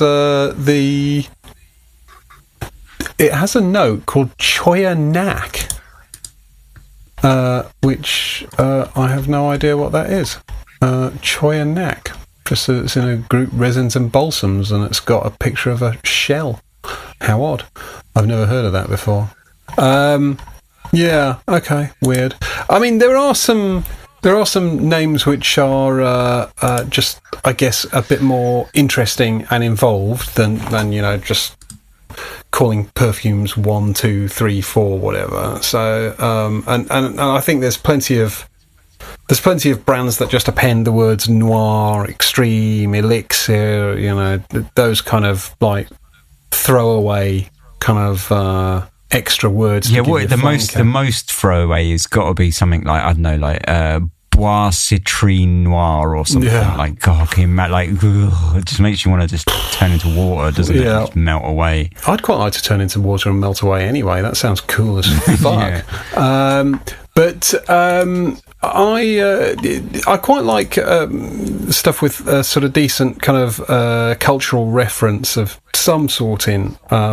So I was thinking about this subject of perfume names, and I've got two on my desk here, which I rather like. And one is Debaser by DS and Durga, and it's a good perfume. In fact, it's a great perfume. I really like it. I'm not quite sure how I would really relate it to the Pixies in any way, but the Pixies Debaser is like the inspiration in theory for this perfume. I've been to see the Pixies, and frankly, no one smelled very good there. It was kind of sweaty and sort of it just had kind of middle-aged man sweat vibe going on. So I don't think Fig and White Woods is really exactly how I'd categorise them, but it's cool, and I at least like the attempt to bring a sort of musical reference there. I think they should have called it "This Monkey's Gone to Heaven." Though. Oh, well, I mean, yeah. Because that would have been a funnier name, and it would also still maintain the cultural reference to the Pixies, which would be cool. Yeah. I think there's probably Debaser works a lot better though, doesn't it? I want to pitch. I got the broken face. What's that song where he says that? I got the broken face. I can't remember. I can only remember it sampled. That'd be mine. Anyway. It was sampled on. Do you remember Dub House Disco? There was one where they sampled that and a line from the Beastie Boys. It was like, suckers, they be saying they can take out Adam Horovitz. I need to find out the fucking track. Anyway, sorry. Sounds cool. Usual fucking chaos here. So Debaser. So musical references. Are there perfumes off the top of your head? Because I know you haven't prepared for this. We're just going to, lube up and fuck. But are there actual, perfume references to music that you can think of? Tangentially, musical references is Tony Iommi, Monkey Special. Yeah. Monkey? They're so weird. They go in there. They fit into the weird perfume names. I mean, that is some strange branding, isn't it? Like some strange. Do you know what? I get the impression that what's his name? What is his fucking name? The little Sergio Momo. Yeah. So they, you know, all the wankers in those, what they call them, the That's Amore Facebook group. Honestly, I'm banned from there for life, I believe. But which is a source of deep regret. But apparently, they all refer to Sergio Momo as the Master, which is like really about the fucking lamest thing I ever heard. But I get the impression he just wants to hang around with famous people, whichever famous people he can.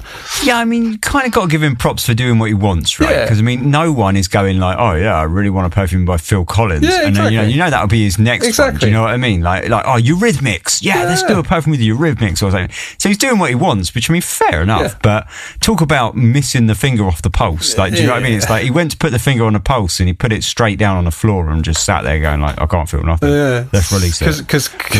Because he had his finger up his fucking ass. So Tony Iommi and Duran. And I feel confident he also did some collab with long-haired matey. Flock of Seagulls. Flock of Seagulls, thanks. Yeah, he did some collab with Onzo Dog Doodad Band.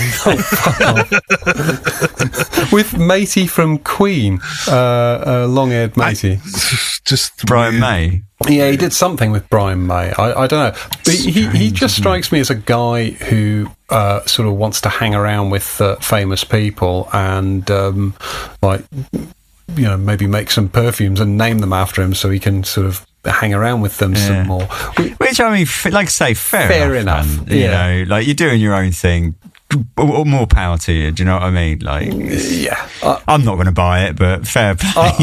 I actually tried the Tony Iommi, and it is it's a bit. I quite liked it at first, but then it gets really gross. It's got this kind of big gloppy sort of caramel and patchouli thing going on, which is like not. Yeah, it's not nice. No, it's not my favourite. But I mean, there's plenty of film references and music references. I mean, the one you have mentioned before, Ben, is it "But Not Today"? Oh yeah. Is it perfumes or whatever. It's Filippo Sorcinelli. That's it. Is that? Yeah. But not today. Yeah, which is pretty cool because it's a film reference and a perfume reference. It's a perfume reference from a film. Exactly. Yeah. And it's I was gonna say it's from not just Hannibal, isn't it? It's from Silence of the Lambs. Yeah. Sometimes you wear L'air du Temps, but not today. Which I think, you're right. That is a pretty fucking clever reference. Just checking with them. I wish they did a Jurassic Park one or something, like Zerjoff Jurassic Park. That'd be great. I'd buy that. I'd buy that in a heartbeat. Only if the Tony Iommi had a little fingertip in every bottle, I'd be like, that's fucking brilliant. Whose fingertip are you going to have to put in each one? Well, not a real one. Obviously, it could be a mark finger, right? Yeah. I'm not a complete fucking nutcase. No, I'm not actually Hannibal Lecter myself. No, fair enough. Okay, good. That is reassuring. I'll tell you who did good names. Are we going to do good names as well? Not? We do. I think interesting names. I sort of dislike the brand, and I've spoken about it before, but I sort of love it at the same time. But the first collection of the Floraiku names were really good, I thought. Like, they were really poetic, but in a like One Umbrella for Two and I Am Coming Home and stuff like that. And it's like, that is nice, and that is quite poetic, and it also does capture the Japanese vibe as well of being sort of like soft, homely, poetic. So what you're saying is they are actually haikus, aren't they? Because it's like floral. So they're wrong. They're not. But haikus, they're not, are they? They're not. Yeah, no. Yeah. But they kind of a little bit nearly a haiku. It's like they. I wonder if they maybe translated them from like maybe like French or something, and like in French maybe they were a haiku, but then translated to English they're not. I don't know, but I thought the names were great. I say like was it Sound of a Ricochet as well, which I thought is a nice. It's quite. It is quite poetic. It's quite thought-provoking, isn't it? Do you know what I mean? Yeah. So good levels of cultural appropriation, then. Yeah, I mean, I sort of think most cultural appropriation a lot of the time, it's cultural appreciation, not appropriation. It depends what you're doing with it. That's important for part, isn't it? Yes, quite right. Quite right. Can I just say, coming back to something that a point I was going to make before, but we went off on some shit about fucking films or some bullshit. I'm not blaming you. It was probably me. But, all right. It was. I was talking about how Toy Boy and how I really like that, and I really liked is it Edward Vasnier, is he called?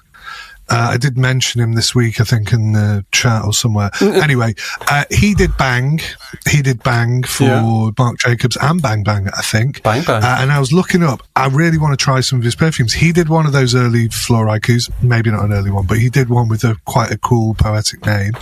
And he also did something else that we were talking about. And I'm like, no way, we've rattled off like a few Edward Vasnier. Is he called Edward? No, it's Jan Vasnier. Jan Edward. I was thinking Edward Vasnier. Is he related to Jan? No, you actually did mean Jan. Sorry. Yeah. So I really want to try some of his other perfumes. Now, I asked you about one and you were like, oh shit. Really? Which one was that? It was by that brand that only you kind of were down with, Rubius. Right, yeah. I asked you about it in the week. Yeah, okay. So, I mean, I've tried most of the Rubius ones, certainly the ones from the cheaper line, and to be honest, they're not terrible, but they're not good, great. Yeah. No, I get it. I'm not thinking that every perfume that you make, because no perfume, every perfume they make is great, quite. But like, I just wanted to. I wanted Roger Dove. Well, I just wanted more sort of, because I was just looking through and I was like, I haven't really tried a great deal of his stuff, but it seems like he's done some quite interesting things here and there. Did Toy Boy? Well, yeah, I obviously did Toy Boy. Yeah, that's my main reference for him. That's the main one that I'm like, I know that's him, and then I kind of work backwards from that. And realised that I hadn't really tried that many. I did not realise he did Plum Japanese. Okay. Interesting. Yeah.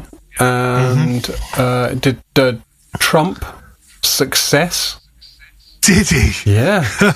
I wonder what sort of reviews that gets.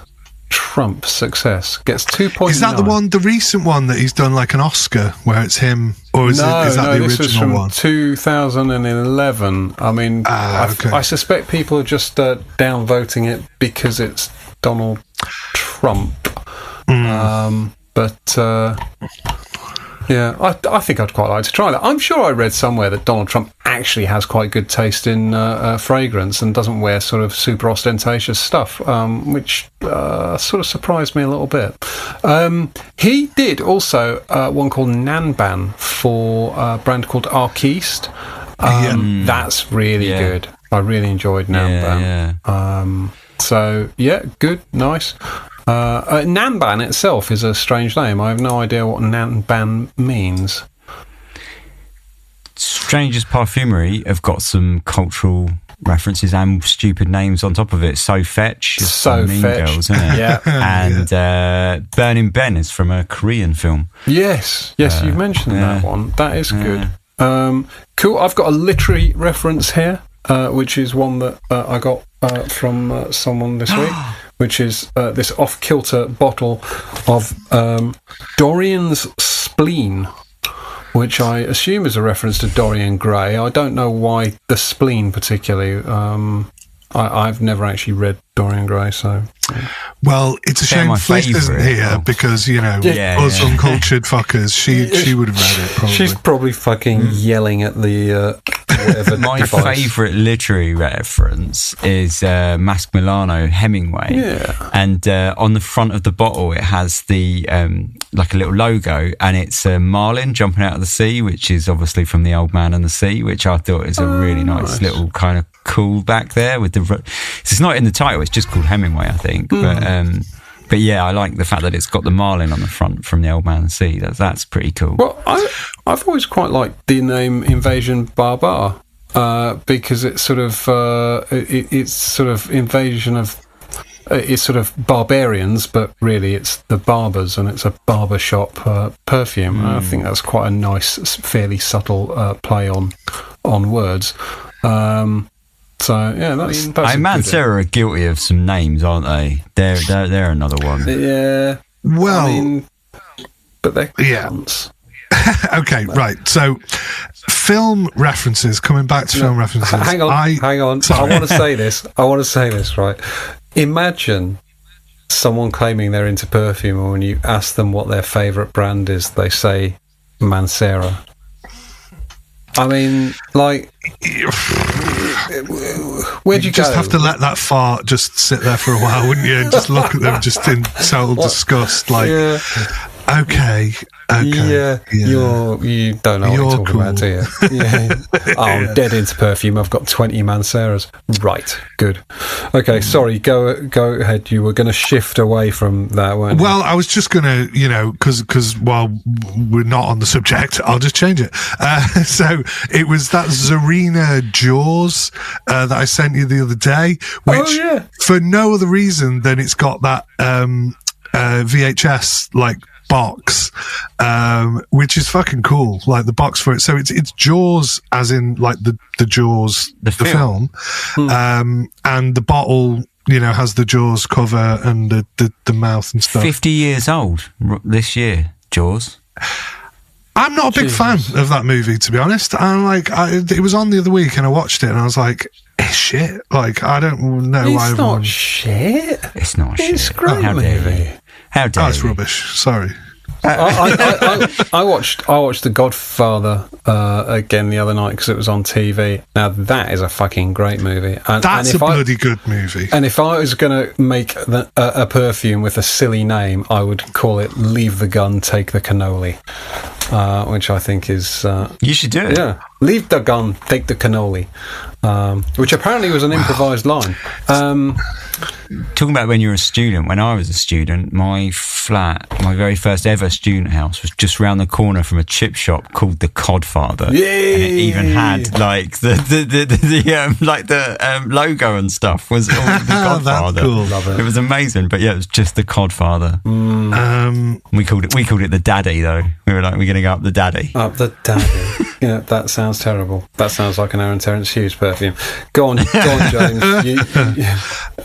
Do you know what? I've forgotten what I was going to say. Oh, that's all right, because I've got one while you're remembering. Is an Australian brand called Bud Parfums, and some of them have some weird names like Wild Dragon's Blood and Sweetheart and stuff, but two stood out. One is just called Ugly Bastard, which I think Ugly Bastard is a great name for a perfume. I mean, the warm, spicy, chocolate, rum, sweet cacao and woody. I mean, it sounds actually quite pleasant, but yeah, Ugly Bastard. But then there's another one which I rather like. It's quite endearing name. Is Woe de Cologne, spelled WHOA. Whoa de Cologne. Yeah. It's cool. That was a bit like the Penhaligon's, the potions and remedies one. Oh yeah. I mean, they were sort of ridiculous names, but they were very like tongue in cheek, like Vrav Vrav Room. Yeah. The audacity, but it was Tay. Yeah. Like, as in like tea. Yeah. But Balm of Calm was in that range, wasn't it? Interestingly, and I took the fam to Chester for a noodle round the other week, and popped into Penhaligon's and tried both Balm of Calm again, which I liked, and also the new one, The Cut. The Cut. Yeah, I really liked it. I couldn't. It's all right, I couldn't reconcile the notes at all to what I was experiencing, because it sort of had what smelt to me like a kind of quite citrusy. What's the? Oh, I can't even remember what the name of that big bloody citrusy fruit thing. Pomelo. So like a sort of almost melony sort of fruitiness. It had a pomelo note to me, which sort of overpowered everything, but apparently no such listed. But I really enjoyed The Cut. It wasn't at all what I was expecting with like The Cut and stuff. You think barbershop, right? Penhaligon's called The Cut, and it's actually quite woody, isn't it? Yeah. And quite. I thought it was very enjoyable. I mean, not revolutionary, but I want to try it. The bottle's got a little dicky bow on it, which I like. It does. And it's always like a dicky bow on a bottle. There's quite a few bottles have dicky bows. There's that blue one from Bond Number 9. I think you only get the dicky bow on the 100 ml bottle, but a dicky bow it does indeed have. Yeah, I think I've not tried The Cut. I would very much like to go into Penhaligon's and try it. I did see recently, because I saw that Harrison Sherwood, friend of the show, had... Is he? Does he really listen to us? No, does he fuck? But no, because he sent us some stuff one time, and so I've got to say that. Benefactor, rich benefactor. Yeah. No, but I mean, he didn't have to do that, and he did it. So good for him. Yeah, and he said, what did he say? Oh, he put up a story the other day, and it was a little excerpt from Financial Times, and they were asking him about the new perfume, The Cut, and I can't remember what he said about it, but it was there, and I thought, oh, why? What are they? I didn't know the context or anything. It was just like literally a little section on him mentioning The Cut, and I looked up who did it, because I was like, he didn't do it, did he?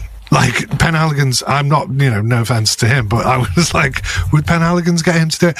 It was Paul Guerlain, which, funnily enough, we were talking about him because of this in the first half. This is the problem with doing it a week later.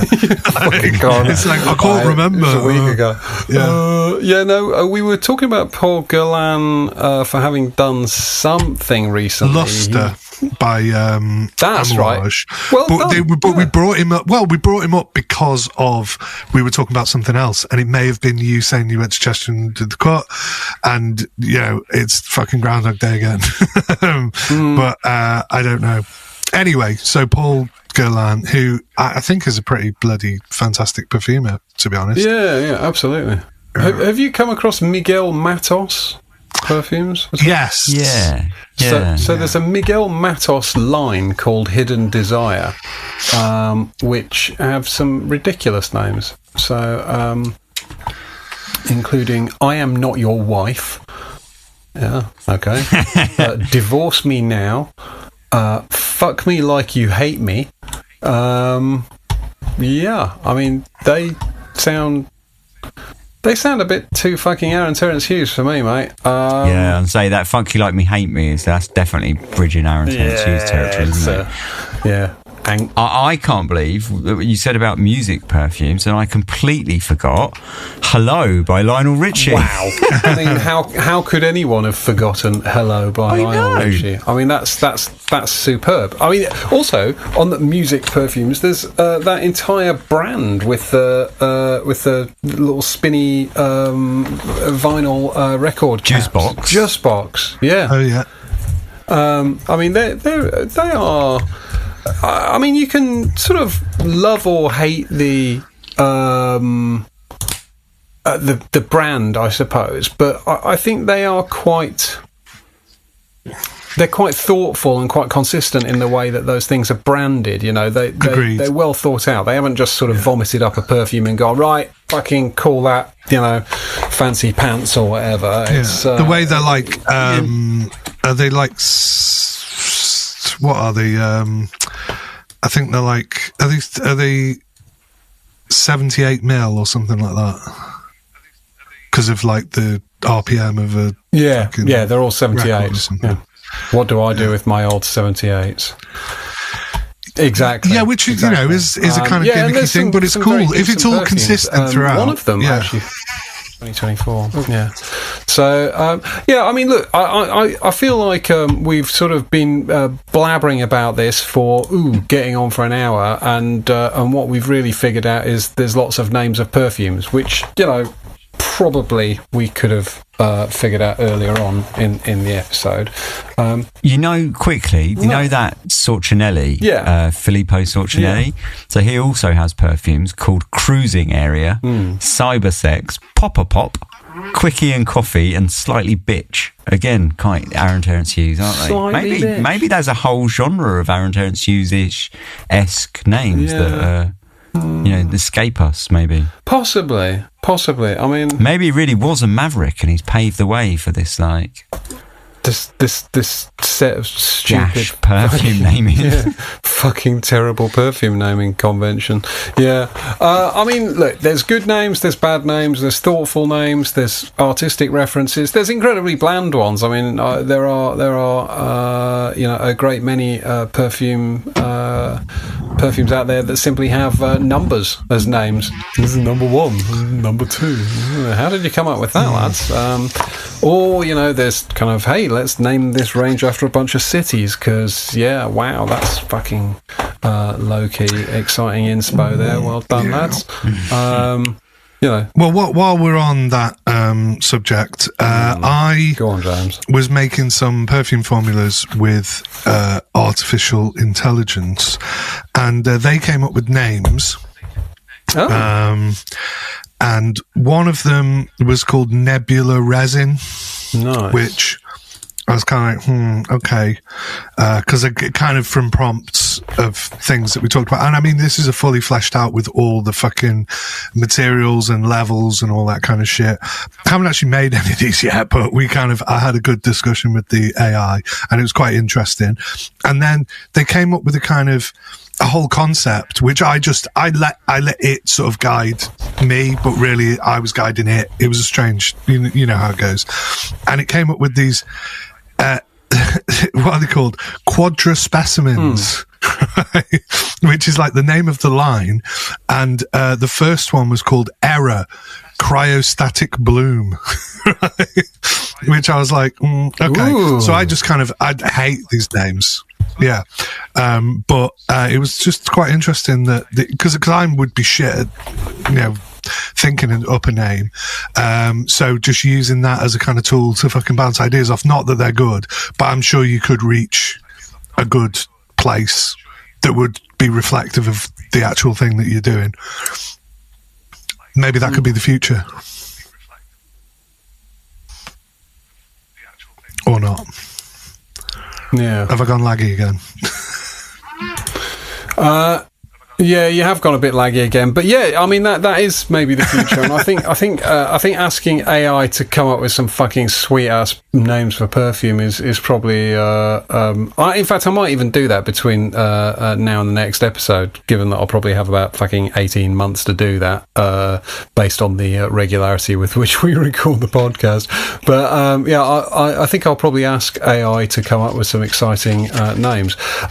In the meantime, look, I feel like we have just sort of prattled on for a good hour and come up with nothing, if not just reeling off lots and lots of names of perfumes, which has been a fun endeavour nonetheless. Ben, have you learnt anything? Do you have any final thoughts? No, absolutely not. I've not learnt a bloody thing. No. No. Good. No.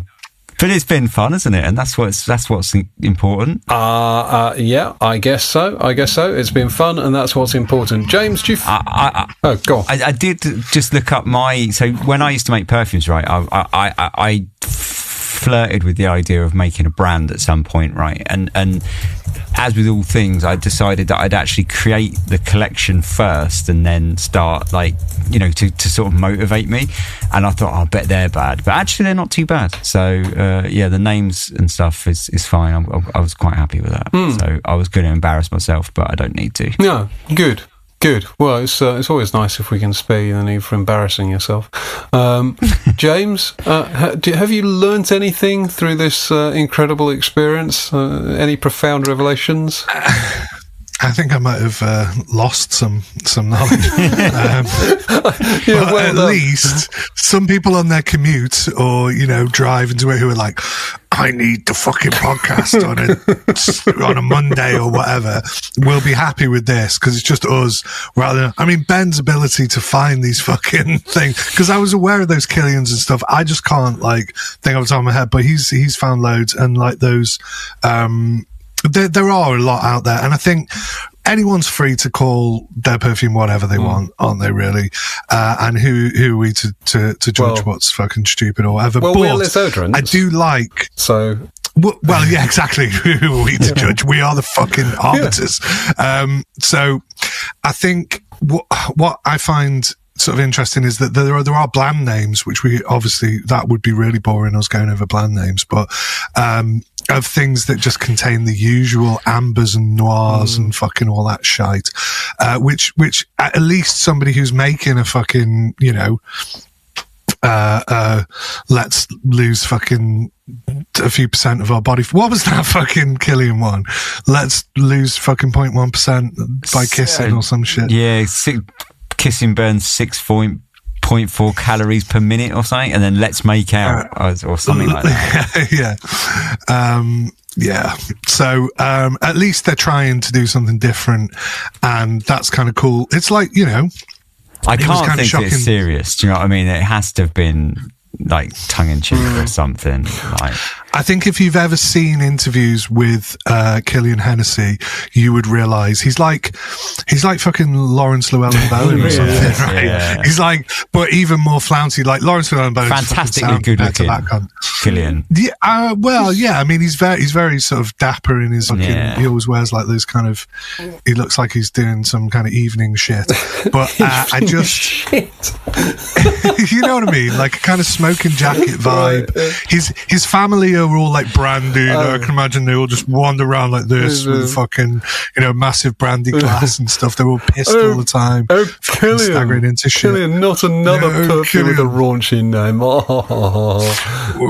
We own the fucking lot, because it's all LV and all that shit, isn't it? They're all, in cahoots with them. Funnily enough, speaking of LV, I was looking at some trainers the other day because Ben knows that I have a little penchant for those. Not that I've ever owned any or probably ever would. But I saw some because I don't know if they're because it was size 13s, and I was like, oh, you don't see them very often. They're always size 7 and shit. The fuck. So I found it, and because I've been looking at them, the guy keeps sending me, he keeps just knocking it. I don't know if he's nicked them or something, or they're fake or some shit, but he keeps knocking it down. I'm like, fucking hell, he's knocked about 200 quid off these trainers. But I can't afford them, so I'm not going to do that. But they are How the fuck dope. do you play tennis with size 13 feet? You very carefully. Yeah, I've started playing paddle now, by the way. What are you using your shoes? Flappy paddle. Yeah. No, paddle is an interesting sport because it's going to be big. Well, it already is big. But it's shit. It's not as good as tennis at all. Okay. But anyway, sorry. No, it's all right. I mean, on the beach down there. Fucking right. People want to hear this. They're on the commute. Well, they might want to fucking they know might do, about my life. They might, but I've got other shit to do. I want to just drop some knowledge on you. They might, but I don't. No, quite exactly. I agree, James, that I feel like having made this hour-long episode, I actually feel more stupid than I did at the beginning. So that's good. Definitely, we are losing knowledge just by having these conversations. But I asked ChatGPT to give me the 5 blandest perfume names imaginable, which I would like to finish on. And they are Fresh Essence. That's pretty good from AI, to be fair. Pure Harmony. They're all 2 words. I reckon you could smash that together. Freshens. Something. Frescence. Puremony. Classic Bloom. Classoom. Clume. Yeah. soft breeze. Soft breeze. I mean, I mean, the faces you guys are making is like, it's so uninspiring, isn't it? And this fifth one, this can't be fucking right. But simply fragrance.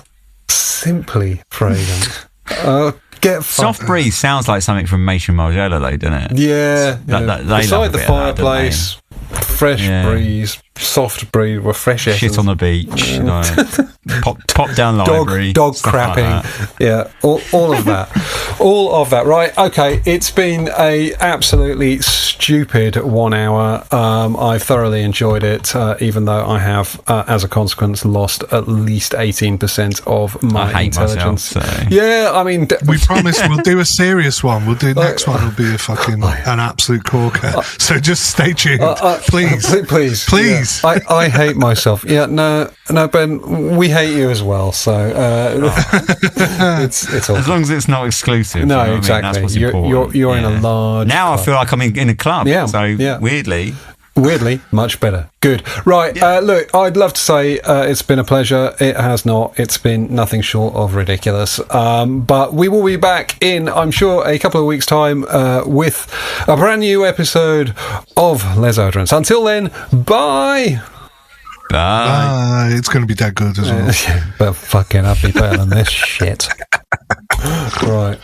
End recording.